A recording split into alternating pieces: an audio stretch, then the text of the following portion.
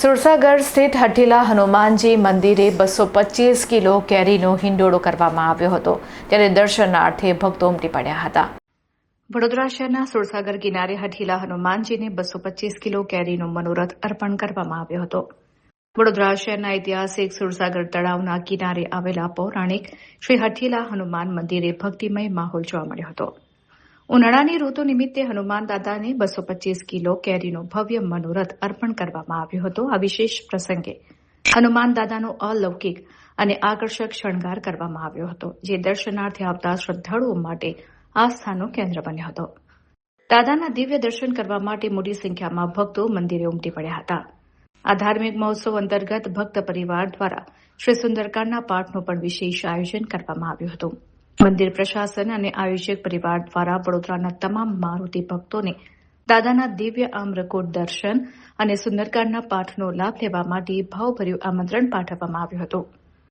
તો વધુમાં મંદિરના મહારાજે જણાવ્યું હતું કે ઉનાળાની ઋતુમાં કેરીનું મનોરથ અર્પણ કરવાની પરંપરા ભક્તિ અને સમર્પણનું પ્રતીક છે.